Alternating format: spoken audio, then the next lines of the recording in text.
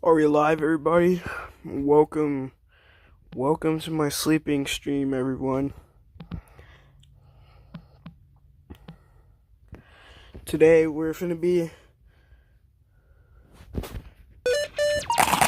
Help! There's crunch in my Skittles, and I'm feeling disturbed and live streaming, and I'm gonna be sleeping until it's the morning, and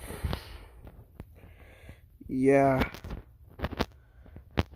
which is when I wake up tomorrow and I see my chat, like, I'm about to listen to the song because how peaceful it is, because it makes me go to sleep like every time. So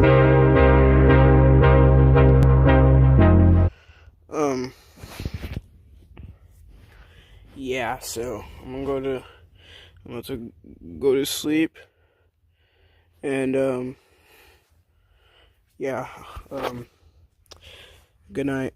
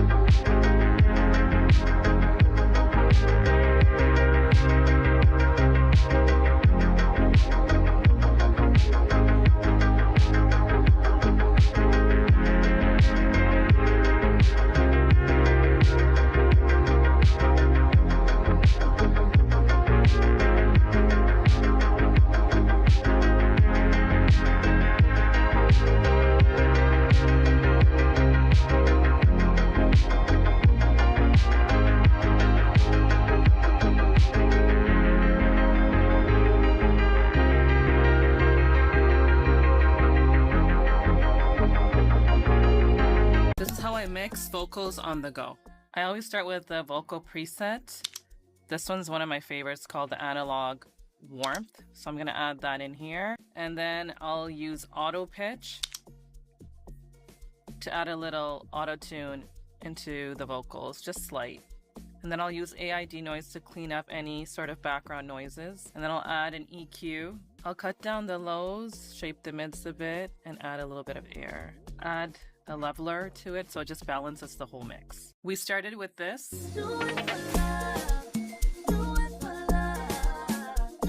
And we ended with this.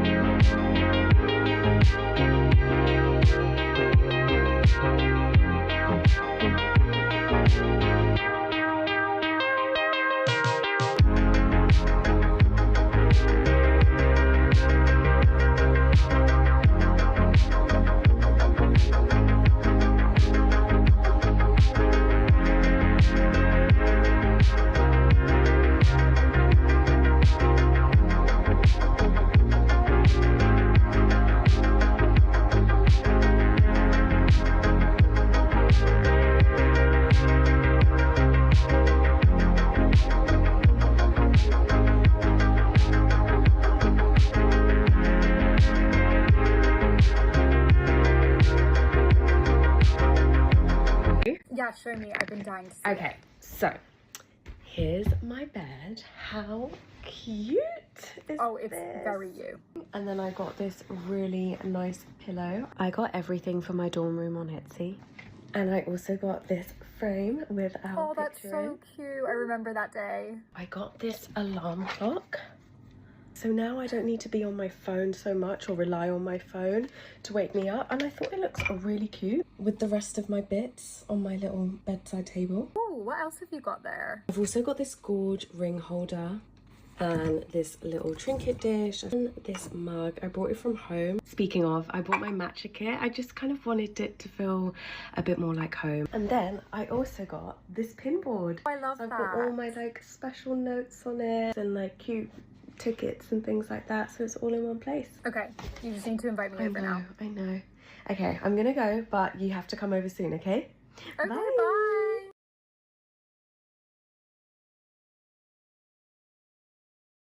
It's 2002, and I'm literally racing through the jungle with my sister, Paige Mykoski. We're contestants on a reality show called The Amazing Race. You know, I remember going days with only eating a loaf of bread.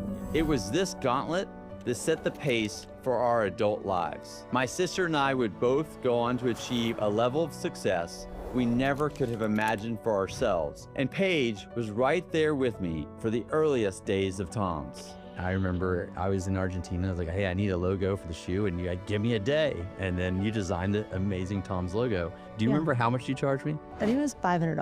$500. I think it was the best $500 I ever spent. Yeah. Paige would go on to found her own iconic brand, Aviator Nation. What started as a sewing machine and an $8,000 bank loan has become one of the fastest growing fashion brands in the world, recently valued at over $1 billion.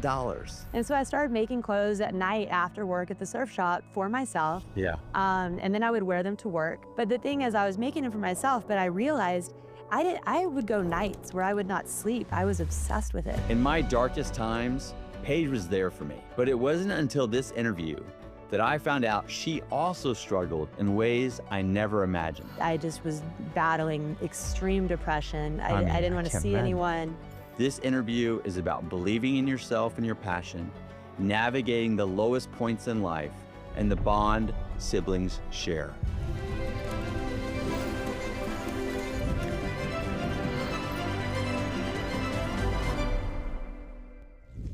Paige, welcome to the show. Thanks, Blake. Oh, this is exciting. This morning, we've had such a great day. We've done yoga, we got to golf, we went surfing, sauna, and the cold plunge. And I just can't believe how long you can stay in the cold plunge. What is the secret? I mean, I don't know. I've always loved cold water. I think that for me, it's just a huge reset.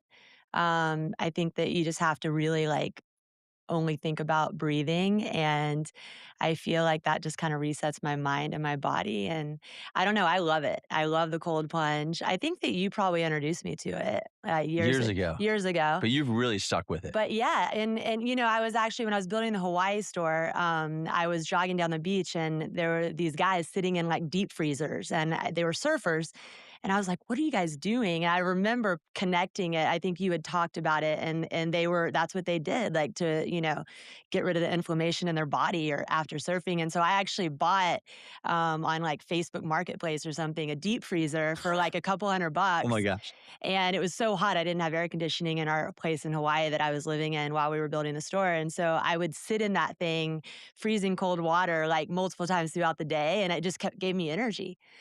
So anyway, yeah, I feel like I can do like 20 minutes in it. Oh my God. I mean, this is great. Already, we're not even like 90 seconds into the interview and I'm getting a story out of you I've never heard before. Cool. This is amazing. Yeah. Now, okay, you started doing it because it like reduces inflammation and it felt good as a reset. But you've told me over the past couple years, it's really been something that's helped you with anxiety. Why do you think that is?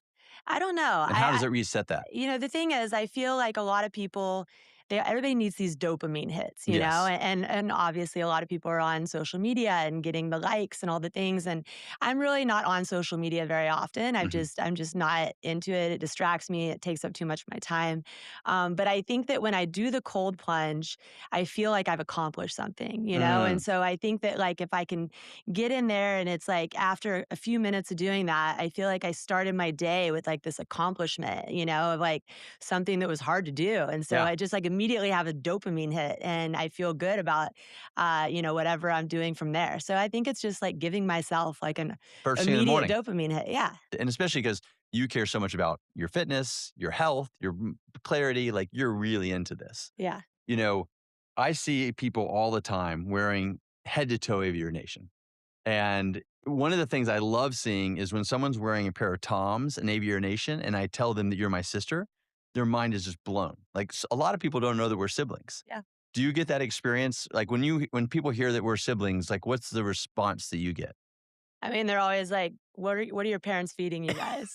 I feel like I hear That's the that question. comment all the time. I mean, it is pretty You're crazy. right. And I always think it's funny that we both ended up in fashion. Yeah. Because I mean, really, you know, there was no major, you know, past with fashion in our family. I mean, Right. grandma had a little bit, but I think that, you know, I think it's really interesting that we both landed on similar professions. So It's incredible. And like, so people ask you like, what were your parents feeding you? Like, what do you think mom and dad did that led us not just to fashion, but to just being entrepreneurs? And then obviously we both have had great success. totally. I mean, I really think that just believing in us, Okay. you know, I think that, you know, now that I'm older and I've witnessed friends' parents and other, you know, and my friends that aren't parents and, you know, just seeing how people are in life, I realized that growing up, there was really no judgment, which I think is so powerful because now there's judgment all around. I mean, you make one comment on Instagram and you've got millions of people judging you. Yeah.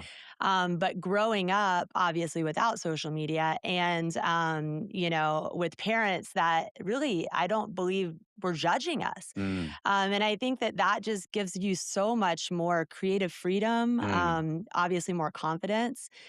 Because really, if you're not afraid, you know, I think you just, they strip the fear out of it. You know, I think both of us, I've noticed, don't have a lot of fear yes. specifically in business, you know, and obviously we both like to do crazy stuff. I mean, we're both into adrenaline things. Like, you know, I mean, even when we were surfing at a young age, like, I don't feel like we were fearful, you Yeah. know, and I honestly can't remember ever being afraid of, you know, A failing. failing. Yeah. Yeah. I think that's great. I mean, I think for all the parents, and there's a lot of parents that listen to this podcast, you know, giving your kids confidence, you Yeah. know, really instilling healthy self esteem and confidence and knowing that you can try things and a failure is not a failure. It's just a redirection to your next thing. Right. And it's funny to think you reminded me this of today that you started Aviator Nation on your birthday, Yeah. February 26th, 20 years ago. Yeah. And I started Tom's on the same day, Yeah. 20 years ago. And, you know, we had very different paths. Tom's like just kind of exploded right at the beginning. You've built this slow and steady. And now it's so funny when people, have talked to me about, oh, you're this great entrepreneur. I say, you know what? I was just the opening act for my sister. Huh. She's the main show. That's funny. I mean, I get to play the opening act for about a decade. And now, Aviator Nation is, just exploded. It's so fun to watch. And it's so interesting how, kind of we did it different ways. And I think your way has been obviously more sustainable. It's been, much better for your mental health than what I went through with getting so burnt out and selling Toms. But even before that, we had this amazing experience, the Amazing Race. To me, like we've got to do some cool in our life. Yeah. I'm very grateful our parents have given us all these opportunities. But of all the things that you and I have got to do together, that show was just the pinnacle. You were 21, I was 25. We're the youngest team on the show. They called us Team Smiley. For people who don't know this, we both tried to get on Survivor, and then they couldn't put siblings on Survivor, so they offered us the Amazing Race. Like, how did that experience impact you then? And then how do you think anything that you still think that show impacted you on? I mean, honestly, I still think to this day that was something that made me more resilient and tougher than a lot of other things I've been through. Wow. The reality is people don't know how tough it really is. I mean, it doesn't look on air as tough as it really is, especially when they were starting out and they had no budget Yeah. and all of that. So, like when we were on it, it was the very beginning, obviously. And I mean, tough physically, really, Yeah. because, and mentally too. But I think physically, I remember going days with only eating a loaf of bread, Yeah. Or a banana. or a banana Yeah. because we had no budget. We saved all our money for the Yeah. guidebooks. Yeah. We slept on the street. I Yeah. mean, I slept on the street with you in foreign countries, literally. Yeah. And so now, when things don't seem so hard. Yeah. That's And true. I think that really set me up. I mean, I'm thankful for that experience every day because I think it set me up for being okay with being dirty and being okay with being in weird, scary places. Yeah. And because I was thrown into that when I was at that, young age of 21. And like, yeah, if you can sleep on the street in Bangkok, like you're okay. Yeah. No hotel is going to seem that bad That's because right. you're like, at least I have shelter. Yeah. And so honestly, like, I think that doing hard things at a young age like that Yeah. are physically challenging, realizing that you can go days without food, Yeah. and so then I'm not like, I'm not sitting around going, oh, I can't do anything. I'm starving. I'm like, remember when I went days without Yeah. food? Racing around the world. Yeah, Totally. and people don't realize that that's what we were facing. But in order to stay ahead and to stay in the lead, we didn't have time to stop and eat. No. Like And we had to save our money. As you yeah, said. and we're so competitive, so that we're not going to risk pulling over to grab a snack. Yeah. Like we're going, like Yeah. everything. So, I mean, there were times that I didn't even pee for like 2 days. I mean, honestly, like Yeah. I would go a whole day without going to the bathroom, and Just I'm so like, we wouldn't what? slow us down. Yeah. Just because we didn't have time. I mean, the Amazing Race, I really do think that was one of the things that I think it was so cool to have at different times, like you lean on me lean on you. I mean, I think that's one of the great things of being close with your sister, your brother. And you're also supportive when I started Tom's. You actually designed the Tom's logo, which a lot of people don't know. I remember I was in Argentina. I was like, hey, I need a logo for the shoe. And you like, give me a day. And then you designed the amazing Tom's logo. And I'm curious, do you remember? I know you charged me something. Do you remember how much you charged me? I think it was $500. $500. I think it's the best $500 I ever spent. Yeah, yeah. That's amazing. I think with that came letterhead and business cards. And Yeah, I think I got. yeah, I think you're you got a right. full package deal for $500 for sure. That's amazing. Yeah. And then one of the things I'm proud of in terms of, I think my small contribution to Aviary Nation was I remember being in your apartment where you were designing and working, and it was kind of off in Venice. And I said, Paige, like, why don't you like sell and work out of the same place? Yeah. And you got your first store in Abbot Kinney. Yeah. Yeah. That is a crazy story because I had no intention of opening stores at all. Yeah. I thought I would just sell to wholesale accounts and stuff. And at that point, I feel like, I had a small team and we were all in my apartment. And I was like, oh, like I'm looking at office space and it's so expensive to get office space. And you were like, yeah, well, if you sell stuff out of the front, then you can office in the back and the stuff is paying for the office. And that was the first store on Abbot Kinney. Was we worked in the back and we sold clothes in the front, and that was our first store. It's amazing. And Yeah. how many stores do you have today? 20 stores now. 20 stores. Yeah. Yeah. And it's so full circle. And another thing that I'm super grateful for you is that, when I launched Enough, earlier this year, you offered to be the first retailer to sell our bracelets. Yeah. And everyone on the team was blown away when they heard this. They're like just such huge fans of you and the brand. And to get to like introduce Enough in that way is just so special. So thank you. Of course. It's I'm so excited special. about it. When I think about my mental health journey and this idea that I didn't feel that I was enough for a long time, as my sister and as someone who's so close to me, like what was the experience like for you? Because I'm just curious, like what it was like to see me become a shell of myself. And then at times to probably hear through mom and dad that I was even suicidal. Like, what was that like for you? Scary. Yeah.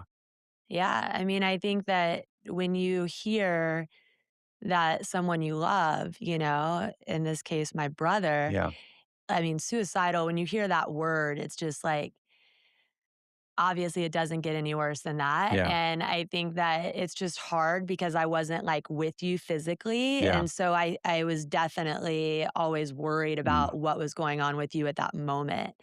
And yeah, I think that, if, for somebody like in my situation, there was nothing really that I could So do. yeah, It was helpless. just like, Yeah. just a waiting game of like just prayer, really, Yeah. like prayer that you would feel better, Yeah. and yeah, it was hard. I think, yeah, I had my ideas in my head about like things that I felt just from what I know about you that would help, but like I know that in your situation, I remember having a conversation with you and telling you like I felt like you needed something new to focus on Yeah. because you're such an entrepreneur at heart and like Yeah. you needed to be building something. And so I had my, like naturally I'm just trying to fix it, Yeah. I and think you tell gave me the you. idea of like a water park. Yeah, I remember. I was I like, remember being like what about? so depressed. I was Yeah, sitting in like my driveway, like not wanting to go into my house because I was just like, I don't even want to live in this house. I don't know yeah, why I'm in this house. And you're like, I got an idea, but like, I think this could really help you. I'm like, what, Paige? I think let's create a water park together. yeah. And I was just like, water park. What? I know. It was great. I mean, I loved it. I mean, but that just shows like this. I mean, you cared so much, and like, and I think for people who are listening that maybe they have a loved one that's going through something, I mean, I think staying in constant contact, which you did, is Hmm. so important. And then, yeah, like we all try different ways, and you saw what ultimately was a big part of my healing was I needed to start creating again. I Yeah, needed to do things like morning water or enough for yeah, projects. Like that's just how I'm built, and we're yeah, built so similar. So, yeah, yeah, I really appreciate that. For me, as I reflected a lot on it, I think the biggest thing was I wasn't, and this is a little bit of what you were suggesting, is I wasn't living with integrity with myself. I was kind of living a double life. I was putting one smile and presentation onto the world. And at the same time, I was feeling very differently. And I think that as I've studied this more and more, I think some of the hardest mental challenges we go through in life is when we have to act one way to the public and there's another way that we're experiencing personally. And so I'm curious, has you had an experience like that in your life? Hello, everyone. I decided not to take advertisers for this first season of No Magic Pill. Instead, I want to use a break to talk about a few things that have had a huge impact on my mental wellness journey. The first thing I spoke about in my episode with Michael Pollan. It's an AI therapy app called Sonia. Now, I was super skeptical when I first heard about this, but I met the founders at a mental health conference. They encouraged me to try it. They said it was HIPAA compliant, totally secure. I've been using it for 6 months now. I still have my therapist, but I don't know about you, but like at 4 a.m. when I wake up with a ton of anxiety, or I'm up late at night ruminating about something I wish I hadn't said, like my therapist isn't available at those times of day. So that's when I go with Sonia, and it has had such a huge impact on my mental health. So the company just launched, it's in the Apple App Store, and they let you try it free for a couple of weeks. So whether you have a therapist or not, it can be so helpful. I've told all my friends about this. My dad's using it, my sister-in-law, and I'm even using it like a life coach as well as a therapist. Like I tell it like, hey, send me a text on Mondays and Wednesdays and make sure that I'm actually in the gym. So I want to show a real short clip of me actually using Sonia so you can get a feel for it. Amir, what's on your mind right now? Oh, I'm just feeling a little stressed about things right now because I feel like I've got so much going on and I really don't know how to prioritize it. When everything stacks up at once, it can blur what actually matters and make that old not enough story get louder. Let's slow this down by picking one thread to start with, what feels most pressing in this moment. The important reframe is this. The projects did not cure the depression. They arrived because you healed. And when you overwork to prevent relapse, you actually undermine the things that keep you well, like sleep, presence, movement, and connection. When that edge shows up, it is a signal to reduce load and restore choice, not to push harder. I feel like I've had lots of experiences like that. Like, I mean, I've always wanted to ask, like, when Yeah. you decided to come out, Yeah. like, how was that? Was that hard? Was that easy? Was that challenging? I from a young age, and I think this goes back to the parents not judging thing. Like I think from a young age, like I've always been very Mhm. authentically myself. 100%. And that's something that I really like do take a little bit of pride in is like I look back at my life and I'm like, I don't remember even caring what people thought about what I looked like or what I was wearing or whatever. And so I've always really done what I wanted to do and just been authentically myself. Yeah, I love that about you. I mean, you do what you want to do. Like, Yeah. this is you, and it is like, And take it or you leave take it. it or leave Yeah, it. and You I love know, it. Yeah. I I wish like I was more like that, but yeah. yeah, and I think that and so what happened was I was like I think I was like 23 years old Okay. and I had been, I've been in relationships with men my whole life and just, one time out of the blue like I kissed a friend Mhm. and realized I liked it Mhm. and I was like, "Oh, okay, like this is cool too." And like for me, it honestly right off the bat, I was like, I never thought there was anything wrong with it. I always thought, like, love is love. And, Yeah. like, like if you love a girl or you love a guy or you want to kiss a girl or whatever, you want to kiss a guy, like, it's all the same. And it seems weird for a lot of people to think that, like, I was that naive, but, like, I really never thought it was a big deal. But the problem is the person that I kissed didn't want anybody to know about it. And I Mm. remember like being very like confused. I was like, Wow. whoa, that was fun. Like, Yeah. cool. Like, Yeah. Yeah. like let's Do that do again. that again. And she was like, oh my God. Like immediately the next day was like, we can't tell anybody Oh, about no. this. And it was just like such like I actually don't know. Like at that point in my life, I think that was the worst I ever felt. Mhm. And it was my first experience, I think, with really feeling like I couldn't be myself. Wow. And it sucked, obviously. And because I really loved this person and I wanted to kiss her, but like she was very, very strict about like not wanting anyone to know about it. And unfortunately, that went on for years. And I Yeah. had this secret relationship with this girl that was my friend and ended up being, my girlfriend, but it was all secret and it went on for years. And I think that was so hard on me. Oh, I can't imagine. Obviously, I tried to like go back and like date guys and I did. I dated guys and we stopped making out and then like I kind of went back and forth for a long time. Yeah. But I think just holding that secret from my friends, Oh, because we had mutual friends and everything, and obviously my family and everything, and just knowing that I had like this one thing that I could not be myself about was yeah. horrible. Yeah. I think it brought a lot of shame on Mm. myself. And honestly, the crazy thing about it is when that happened was when I actually like got super like I was very social Mhm. up until that point, and then I actually didn't want to be social Wow. because this person was in my friend group, so it was like I didn't enjoy going and being like with other people because I was having to hide that we had this That relationship. lack of integrity. Yeah. Yeah, so I actually started staying home and getting really into myself. And the one beautiful thing about this is that's how I started my company. Like I Mm. became obsessed with Yeah. my art. Yeah. And because I pulled away from my social and I felt so good when I was doing my work. Mm. When I started designing the, Yeah. clothes and making clothes in my garage with the sewing machine and all this stuff. And then it was like I was just making cool Yeah. and I wasn't, it was like my escape from that. So in interesting ways, so what was obviously probably one of the most challenging experiences of your life, having to not be honest with all your friends about what's going on, led you to isolate, which for some people, like when I isolated, it almost killed me. Yeah. You turned it into something like, well, if I'm going to isolate, I'm going to build something with all this Yeah. time. I'm not going out. Yeah. So then you build Aviator Nation during that time. And how long would that period go on that you were not telling people? Like, how long was that? Was that 7 years. 7? 7 years. Wow. So 3 years into it is when I started the company. Mm. And so there was another 4 years that I was building the company and still like kind of in the secret relationship. And then what happened was, Yeah. How did you eventually decide, like, enough is enough? Like, I'm yeah, telling people. yeah. So 7 years in, I was like hanging out with a bunch of friends and some new friends came Yeah. in and this girl, somebody different, super attractive, hot girl, Yeah. made a move on me. Yeah. And she was so proud of it. Yeah. And she Okay. was like, "You're hot Yeah. I love what you're doing with your brand. Yeah, yeah. She was like, I want to tell everyone that I just kissed you.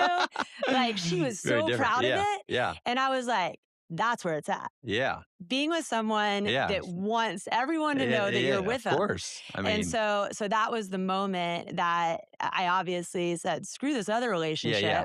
I want to mean, be with this girl great. that's super proud of it. Yeah. And it was so liberating. Oh, it must have felt. And that was when I immediately flew home to mom and dad and I said, hey, I have a girlfriend. And I Yeah. told them about the new girl. Yeah, got it. And I got it. did say, look, I've been in a secret Yeah, yeah, thing with yeah. this other person.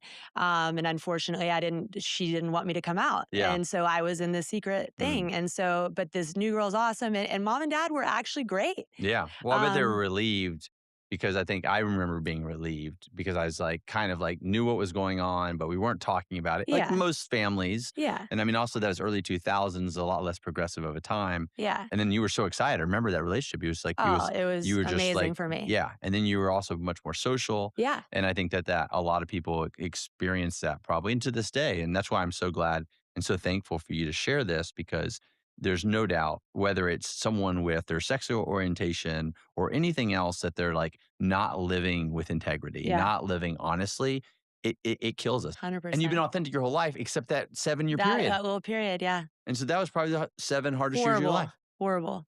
Yeah. Wow.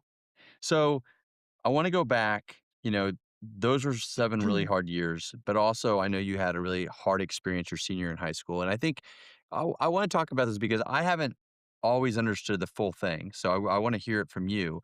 But also I think for everyone listening and watching, there's a lot of things that happen within families that happen to just kind of get swept under the rug.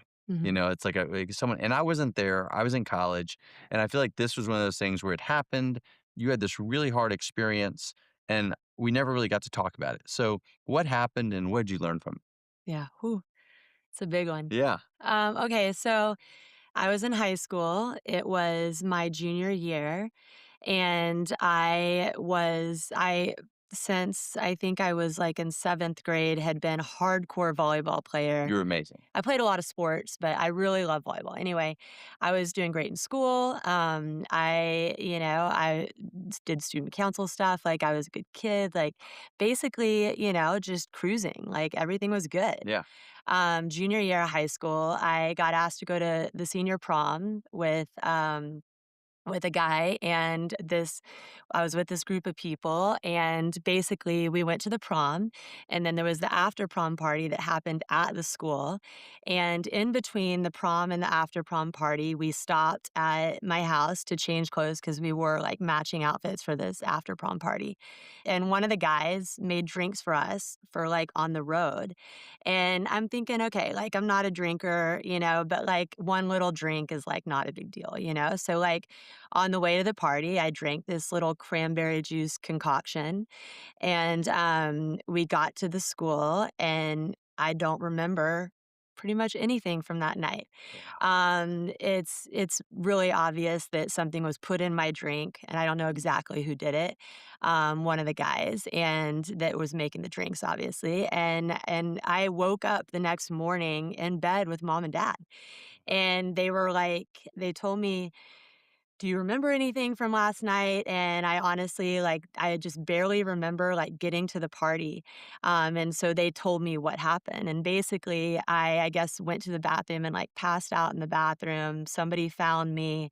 It was at the school. So to be intoxicated at the school is obviously a big thing. They ended up, I couldn't even walk. So I guess they put me in a wheelchair and wheeled me out of the building, of course, in front of all of my peers. Oh my gosh. And I don't, remember any of this. But so mom and dad were they were okay. They were surprised because I wasn't a big partier. I wasn't Yeah. a bad kid. They were No. just this is so weird. We got a call from your principal and said Yeah. they had to come pick you up, and you were literally completely out of it. Yeah.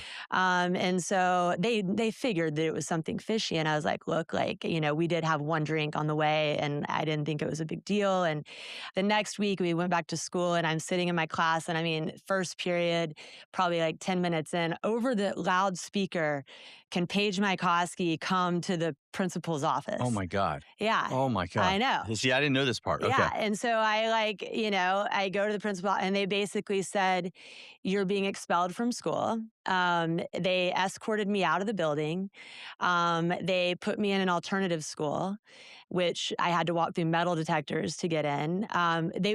Essentially they wanted to make a giant example of me. I was this like star volleyball player, whatever, and they decided to make a big example of me. It was in the newspaper. Paige Mykoski got expelled, like all the things. Oh my God. And not only I was sitting there at this school called Turning Point, that was an alternative school, and like kids sitting around me, like were telling stories about how they got in there, and like they had done some really bad things. Yeah. And I think that would have been like a couple months before school was out. So I was in that Turning Point for probably 3 months, alternative school. I would come home from school and friends would want to come over and visit me and stuff, and I didn't want to see anyone.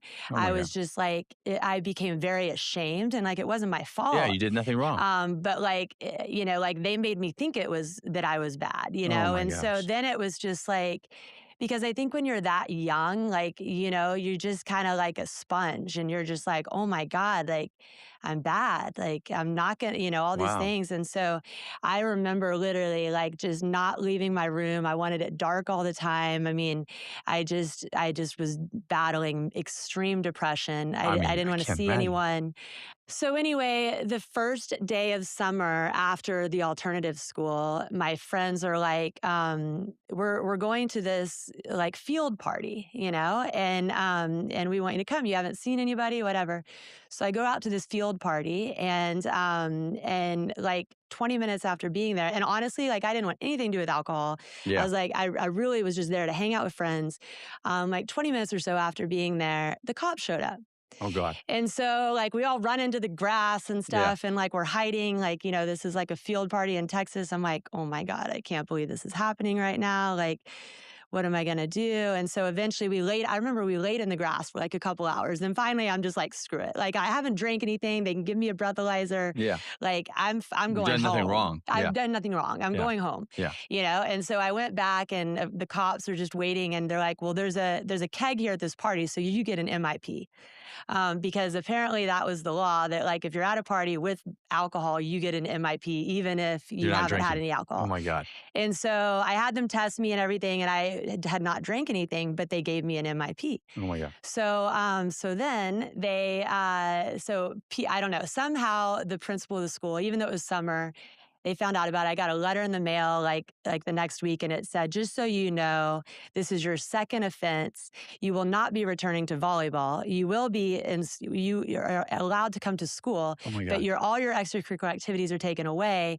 And so that little bit of hope I had that like I was going to have a senior year, it was just like, bam. How, I mean, like as someone who suffered with severe depression, like how as a teenager did you get through this? Like, how did you not get to a dark, dark, dark place? Oh, I mean, I like 100% felt suicidal.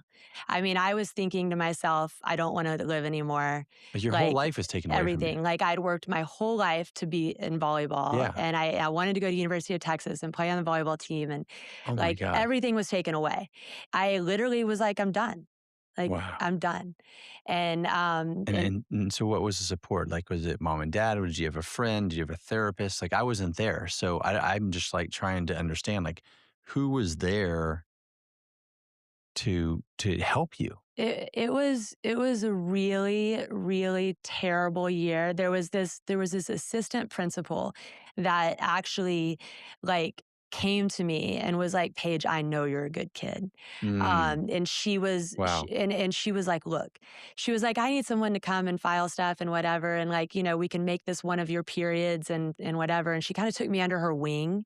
And like to this day, I'm so thankful for her, because I think that she knew that I was a good kid, and she believed in me, and she just like, just kind of reached out an olive branch, and I spent a lot of time with her. And I gradually usually like, I think that I didn't really want to be social. I didn't want to be at parties for literally months that I just felt awful. Okay. But I would go and spend time with her, and that helped me. And then honestly, like at the end of the year when I graduated, I could not wait to get out of there. I'm sure. I was like, I don't want to, yeah. I can't believe you I mean, I think I would just be like, I'm out of here. I mean, Yeah. to go also, I mean, volleyball career was over. Yeah, yeah. So like that that's taken from that alone alone is enough. Yeah. is so terrible. Oh. And so and I was hanging on by a thread. I Yeah, really you was. were. Like up until totally. Yeah. Like up until I was finished with school, I was hanging on by a thread, and I said, you know what? I'm going to go as far away as I can. I went and looked at schools in California. I did look at schools in Arizona. I ended up going to Arizona State. Yeah.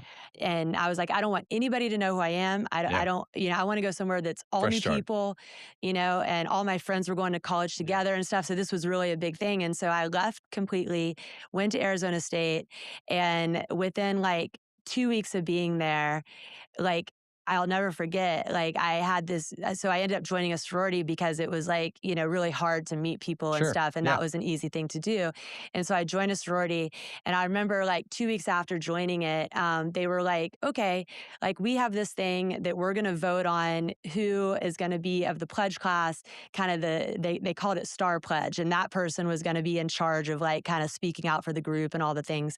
And they announced it was me. And I was Wow. like, me? Like Wow. because I went from being super, like I was down major, Yeah. like insecure, no confidence. Yeah. Like I just kind of was like shuffling along. And then all of these girls, like 100 girls that I didn't know, Yeah. like saw something in me. Wow. And they were like, we want Paige to be our person. Like Yeah. we love, like, Wow. and they all like just loved me. Yeah. And that gave me like the turnaround that I needed. I was Wow. like, and I stepped up, and like I took on leadership. I ended up being president of the sorority for 2 years. Like it really showed me like having this amazing support from these women in the sorority, just seeing something that like they hardly even knew me. Yeah. That I just like, it really got me back.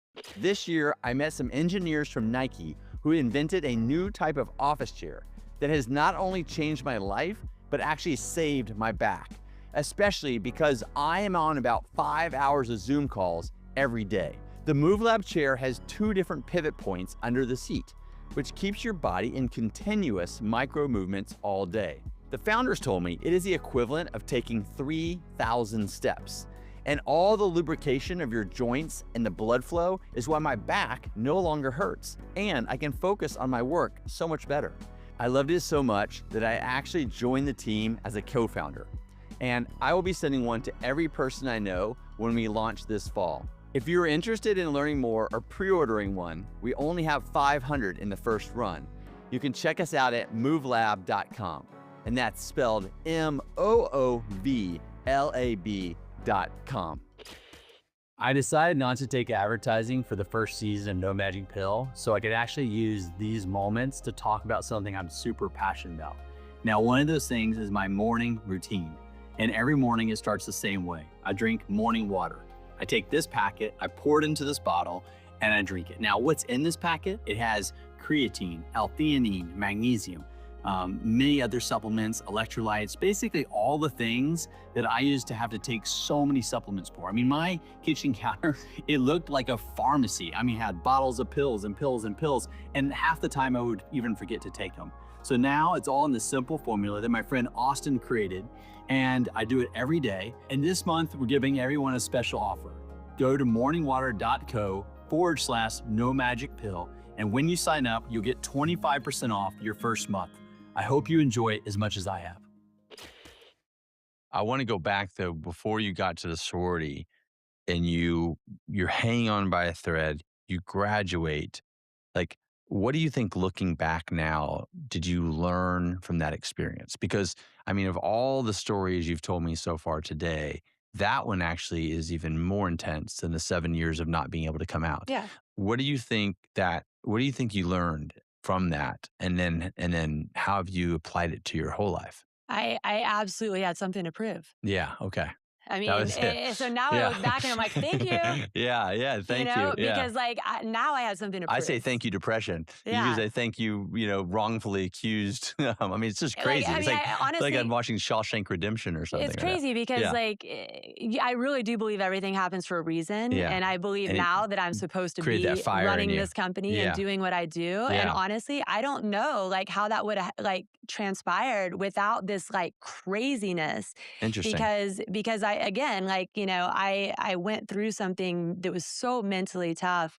I had a whole different appreciation for everything. Yeah, well, I'm sure once these girls nominated you as a star pledge, and then you become president of the sorority, and then you just that must have had. I mean, it's kind of like me now. Like every day I wake up and I'm like, I'm here, I'm alive. Like Yeah. holy shit. It felt super raw because Yeah. I think to go like to literally arrive and they know nothing about you and and then they see something great in you. Yeah. I think that, like that just was like, wow, like it gave me this incredible confidence. Yeah. Because they saw something that I didn't see in myself at that time. Yeah. And so the confidence was great. But then once I got the confidence, I was like, I'm going to run this. Like, yeah. you know what I mean? Yeah, Like, totally. I mean, we started winning. Like, I've talked about this Your before. intramural sports. Yeah, like, I mean, I- I remember like at that moment, like looking at the wall in the sorority house and we hadn't won an award in like 40 years or something. And I was like, guys, what's going on? I was Yeah. like, I want this year, we're going to win everything. Yeah. And like, I just kind of turned it on in like a way of like, like I want to prove myself. Yeah. And that was my motivation is like, just like winning everything and just kind of like, I had this fire lit and it was really awesome because one like success leads to another. Once you kind of get a little bit of success and you get it going and you have this momentum. It's like McConaughey says, and I had him on the podcast. He says, Blake, you just need one in a row. Just one. Yeah, that's funny. It's one true. in a row, Blake. No, it's true. I was though. like, that's McConaughey's pretty good advice. I like that one. Just go for one win. Yeah, And then you get another. one. Yeah. And then another. Yeah. So you strung together these wins, which ultimately led to, Aviator Nation. Mhm. You're working in a surf shop. Yep. ZJ's boarding house, right? Yep. And you're like, I can make better clothes than these people. Yeah. I mean, that was kind of the idea, right? Yeah. And then you start doing it. Yeah. Which I love. Yeah. So tell me a little bit about like, because there's so many Aviator Nation fans and I want them to get to hear this because it's so cool. Like you literally just started making clothes. So as soon as after college, I went out for an internship in California and I worked at Shape Fitness Magazine for a little while. And that was when I started surfing. And I was going out there just for the summer, but I started surfing. And as soon as I started surfing, I became totally obsessed with surfing. It was like huge passion. Yeah. So basically I'm in California and I decided to not go back to school. We ended up doing the Amazing Race after that internship. Yeah. And then I was like, actually, like I had a job offer from CBS. I'm like, maybe I should just stay here. So anyway, I ended up staying in California and I was surfing and that was my life. And I got this job at ZJ Boarding House, the surf shop, because I loved surfing. It was my passion. And I was actually bottom, like I was doing data entry. Like I was like the lowest paying job that you could have in retail. Data entry. And so I'm doing this and I'm putting the data in and I just kept like seeing things and I was like, this is not that cool. Like we should like order this obscure thing that like they, like they were ordering like the black shoes. And I was like, no, we need like the red and the like neon and whatever. Anyway, the buyer saw that I was real particular about what we were bringing into the store. And they ended up eventually making me the assistant buyer. They sent me along to trade shows and I was looking at trade shows to buy clothes for the surf shop. And I was just not impressed with what I was seeing. And one big thing was that when I would get done surfing, I wanted to be warm and I wanted to be comfortable. And I just like, I always felt like clothes were itchy that I had after the surfing and the salt water and stuff. And so I would go to like thrift stores and I would go to flea markets and I would try to find the softest of the softest. Old sweatshirt, an old t-shirt. And so that was what I was wearing. You know, I was wearing like basically old clothes that I could find that was super broken in. And then when I was going around to these things, I was realizing like, not like I have ideas for how I could make this look better. Yeah. And like the clothes just weren't that comfortable. And Mm. so my thing was that I was going to make clothes just for myself. Yeah. I wasn't like doing this to start a business. Yeah. But I wanted clothes that had this like look that it was kind of like this thing, but I wanted it to feel like I'd had it forever. Ah, yes. You know, and they do. so Yeah. and so I basically started studying fabrics, and I did all the stuff in my home laundry. Like Yeah. I was playing with different ways to make clothes soft, Yeah. and so I started making clothes at night after work at the surf shop for myself. Yeah. And then I would wear them to work. And it was just crazy. Everyone was like, "What are you wearing?" I'm like, "Oh no, I made this," you know, like. So cool. And then I went to a trade show, and everyone was like, "Well, what brand is that?" And I'm like, "No, it's just like I'm just making it. It's my own thing." But it was really obvious that people, and that's why in the tag of every garment it says people are going to come out of nowhere, because they were like, Yeah, I ask had that experience, cool. and so I was living that, and I was making clothes. But the thing is, I was making them for myself, but I realized I would go nights where I would not sleep. I was obsessed with Yeah. it. Yeah. I remember. It was so fun. Yeah, And it yeah. wasn't to make money. Like, no, you know, no. it was No. literally because I had an Yeah. idea for a sweatshirt, and I wanted it to be a certain softness. I wanted it to fit a certain way. And I learned to sew, and from literally like a book, and like Sewing for Dummies. Yeah. And once I was making clothes, I was like totally obsessed with Yeah, it. I Like on remember. a level like you can't even understand. Like I realized that was my passion. Great. That I loved making the clothes. And I think that once I was wearing them around and so many people came up to me and were like, "Hey, like, what are you wearing?" I realized I could sell it Yeah. because everyone wanted to know what it was. So great. I made some clothes for my friends. They Yeah. loved it. And then my first time to really sell it was when I went to the Abbot Kinney Festival. So in Venice, Yeah. they have a street fair. And at the street fair, a booth is like $500. Yeah. And so I paid $500. I spent like 3 months making as many clothes items as I could. I ended up making $8,000 in one day. Yeah. At the street fair. That's amazing. And I was like, okay, Yeah. this is a business. It's a lot better than getting paid hourly at ZJ's Boarding House. Yeah, Oh exactly. my God. I And so love that was when beginning of it. That was the beginning. And it's been a wild ride. And it's, we could have a whole nother podcast, and maybe we will do episode 2 of just everything you've learned in growing Aviator Nation. And most of it has just been just wildly successful, but you have had some hard moments. And so I want to go to that, because this podcast really is about for people who might be struggling, having a hard time, feeling stuck. One of the things that in doing research for this that I actually didn't know about you and about Aviator Nation was that at one point you met a couple, and they said that they could help you with production. You were growing really fast, and you needed help. And they said they could do kind of a flat fee for each piece, and that you gave them a big financial deposit, and then they disappeared. Mm-hmm. I didn't know this story until researching this.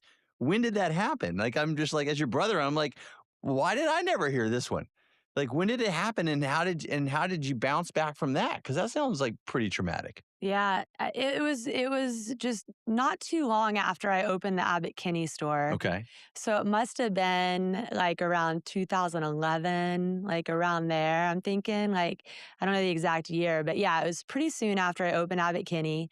And at that point, my wholesale business, I mean, I might have been doing like 80 grand or 100 grand a year, something like that, like tiny, super tiny. But yeah, this couple found me at a trade show, and they said that they could manage all of it, and they seemed really nice. And I went and saw where they were making the clothes and where they were going to make the clothes, and they gave me this whole like thing. And I think I gave them like $38,000. Oh my God. Which was that's a a huge lot. If you're amount. only selling It was 80,000. no, it was That's like all my all money. your money. It Yeah. was like That's all my your money. Oh my God. And then like they disappeared and like filed, for bankruptcy, their company or whatever. It was gone. They were gone. The money was gone. And I never forget like sitting there on the back patio of the Abbot Kinney store, just thinking like, what did I just do? What am I gonna do? Like it was like a moment where I like felt so defeated that I wasn't sure that I could continue Oh, like wow. with the company. I hear you. And I just felt like I think that I really trusted people, and to have your trust just like really just like it was a big wake up call. I Yeah. mean, it obviously hardened me like major. Yeah. From then on, I had a whole different experience when I would meet a new supplier, vendor, or whatever. Like it was my wake up moment that Yeah. like this is not easy and Yeah. people are bad. And, like because I just was like kind of this like Yeah. surfer girl, like Yeah. everything's Trusting good, everything. Yeah. trusting everyone, and things were going good. And it's not just about how hard you work; it's Yeah. about knowing when people are bad and Yeah. like being careful and Yeah. contracts and all the things. And so anyway, there's obviously like a lot of bad out there, and I had that experience, and just had to really just gradually like crawl myself out of it. But it was horrible. Man, I mean, I can't believe that that happened and that you were able to navigate it. And then also, what I think about when I hear this story is what a silver lining. The silver lining in that was you are one of the most astute, like smart businesswomen I've ever met. Hmm. I mean, the way you negotiate a lease, I mean, I never want to be on the other side of that table. I mean, you are a boss and you do it incredibly well. You treat your employees great. Like you run a great company, but I mean, you're tough. I mean, you're much tougher than I was. And I think that's one of the reasons why you've built such a great business and you've, created this amazing supply chain that you control yourself. And a Hmm. lot of good came from it, right? Yeah. But that was a really, really hard moment. And I think that that's where I go back to is like, you have had some real challenges and you've done it all on your own, without the investors or without the board members. And so I guess like where I kind of want to go here at the end of this is because I always try to make sure that whenever we have these conversations with amazing people like yourself, that people can walk away and really say, oh, I learned something. I'm going to apply that to my life. And, one of the things that I am curious about is you've had these moments in your life where you've gotten through extremely hard times, whether it's high school, 7 years of not being able to, share your truth, these people basically stealing all of your money. Hmm. And then now you have this huge company that you have a lot of stress around. I mean, there's a lot. I mean, you're Hmm. opening stores, you're doing this, you're doing that. Like, what do you think has been the main through line of how you've managed these tough times and also just the recent stress that you've had that others can learn from?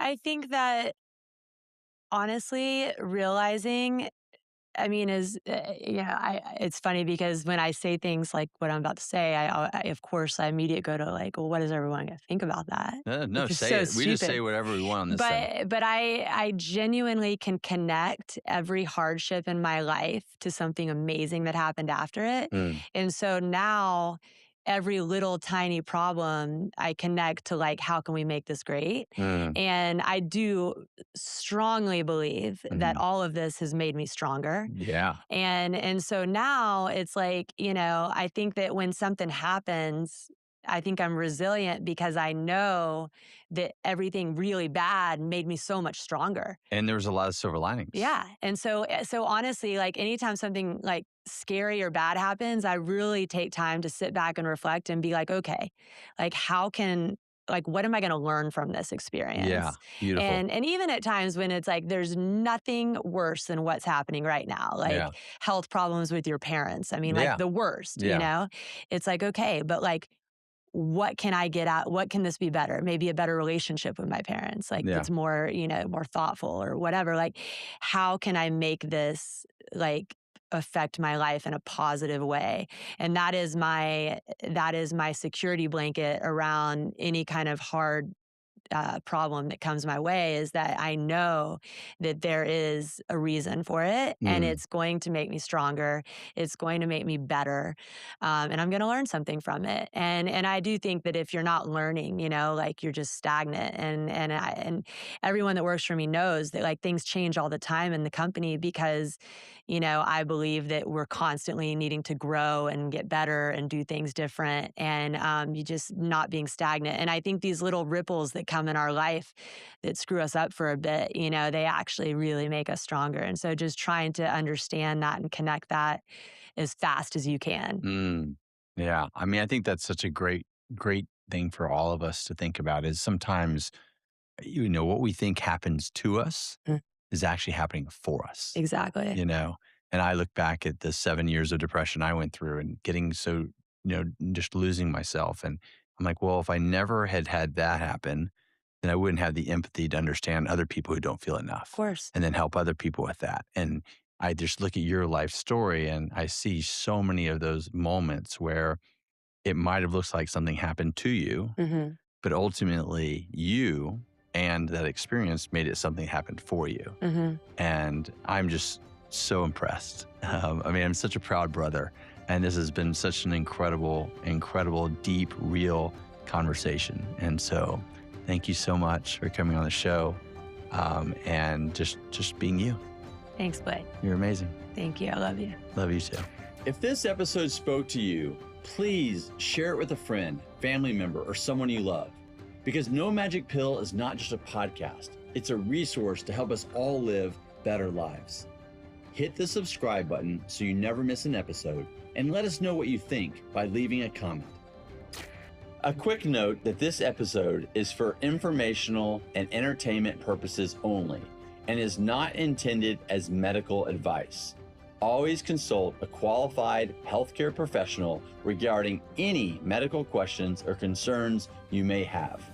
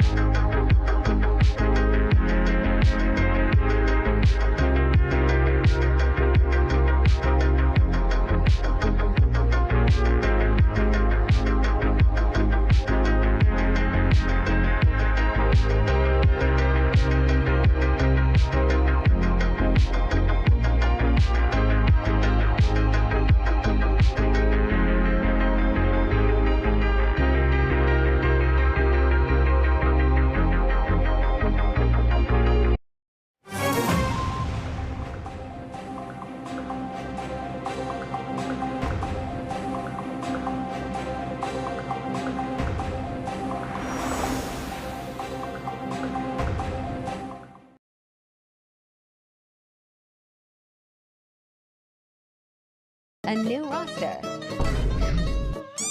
Faya, how should we beat Liam up? I know just who to call.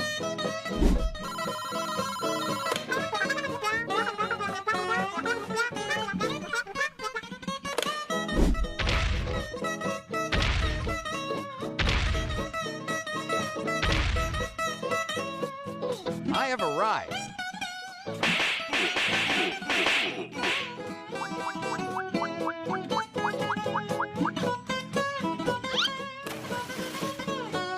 The job here is done.